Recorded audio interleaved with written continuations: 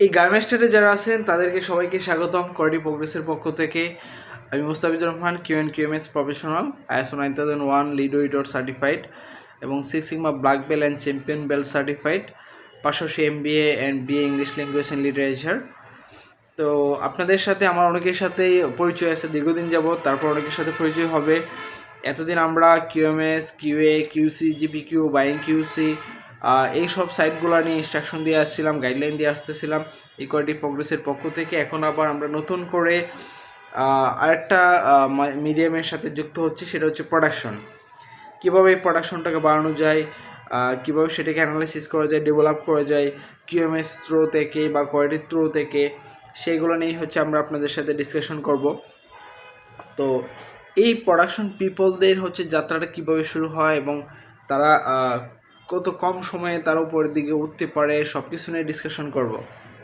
তো যারা প্রোডাকশনের দিকে অগ্রগতি হয় তাদের মেইনলি যে কাজটা হয়, তাদের কিছু কনসেপ্ট মাথায় রাখতে হয়, যেটা হচ্ছে আমি এখানে একটা লাইনে 45 জন পিপল, 50 জন পিপল কাজ করাবো। কাজ করে তাদের মাধ্যমে কিভাবে রাইট টাইমে টার্গেট অ্যাচিভ করব, টার্গেট অ্যাচিভ করার সাথে সাথে আরও এক্সট্রা কোয়ান্টিটি দিব, এবং যে কোয়ান্টিটিগুলো আউটপুট হবে এই 50 জন পিপল কি ইউজ করে বা 45 জন পিপল কি ইউজ করে, সেই কোয়ান্টিটিগুলো হচ্ছে ফার্স্ট টাইমেই কোয়ালিটি ইন্সপেক্টর পাস হয়ে যাবে।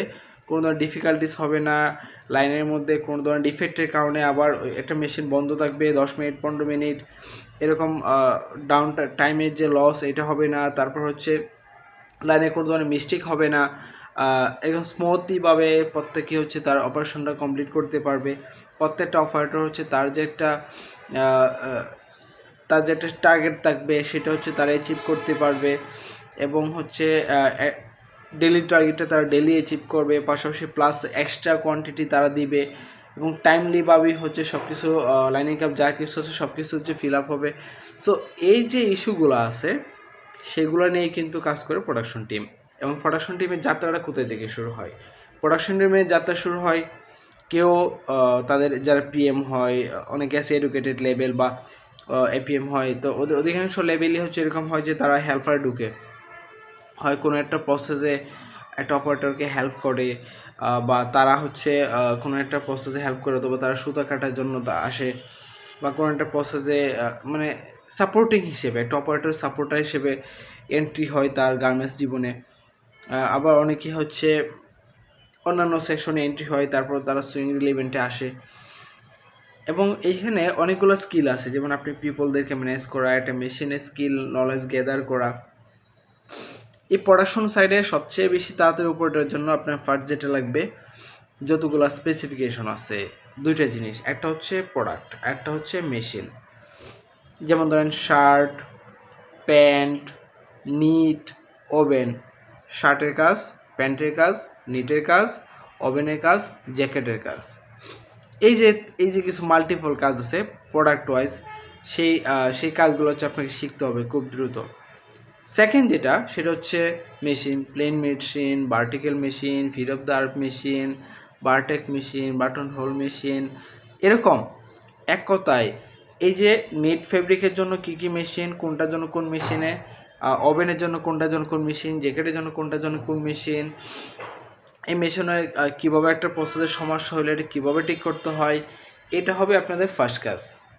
যারা প্রোডাকশন ডেভেলপ করতে চান তাদের কিছু কাজ আছে, তো 3টা বেসিক স্টেজের জন্য আমি আজকে ইনস্ট্রাকশন দিয়ে যাব, পরে হচ্ছে আস্তে আস্তে যাব। যারা এই হেল্পার লেভেলে আছেন, অপারেটর লেভেলে আছেন বা সুপারভাইজার লেভেলে আছেন, তাদের জন্য আজকে ভিডিও ইনস্ট্রাকশন হবে। আপনি যে কাজগুলো শিখবেন প্রোডাক্ট, একটা হচ্ছে নিটের প্রোডাক্ট, আর একটা হচ্ছে ওভেনের প্রোডাক্টের কাজ শিখবেন, প্যান্টের কাজ শিখবেন, শার্টের কাজ শিখবেন, স্কার্টের কাজ শিখবেন, জ্যাকেটের কাজ শিখবেন, এরকম একটা প্রোডাক্ট টাইপের কাজ শিখবেন। সবগুলো প্রোডাক্টের কনসেপ্ট থাকবে।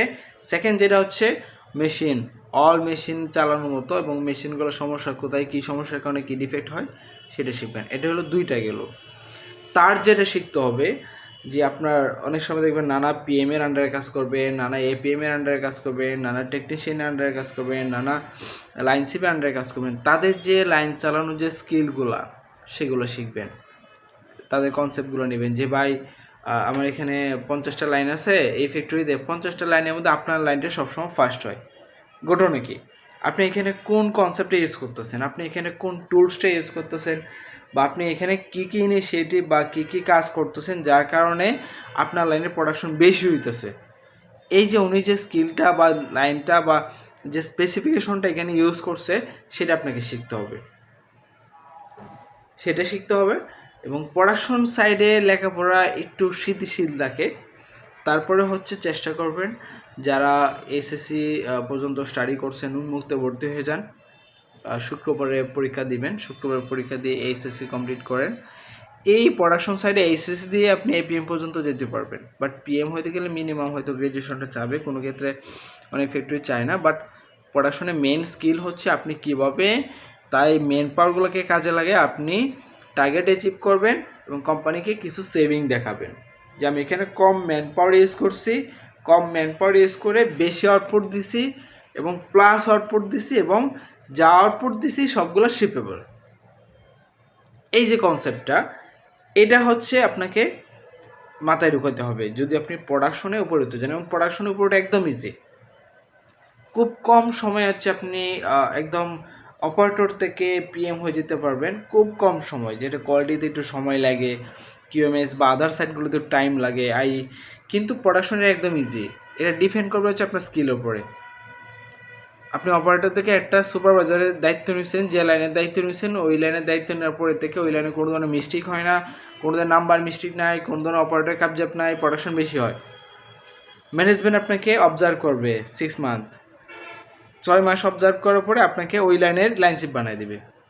লাইনশিপ দেওয়ার পরে ওই লাইনটার সবচেয়ে হাইস্ট লাইন, ওই কোম্পানির যতগুলো লাইন আছে সবগুলো লাইন থেকে ওই লাইনের প্রোডাকশন বেশি হয়, ওই লাইনে কোনো প্রকার মিস্টেক হয় না, ওই লাইনে কোনো ধরনের কাবজাপ হয় না, ওই লাইনে ওয়ান টাইমই হচ্ছে ভালো কোয়ালিটিফুল ভালো প্রোডাকশন দেওয়া হয়, অপারেটরের কোনো ক্লেম নাই কারো প্রতি, এবং সব কিছু অর্গানাইজলি ইনপুট ঠিক আছে, আউটপুট ঠিক আছে, কোনো ধরনের মানে একদম কম।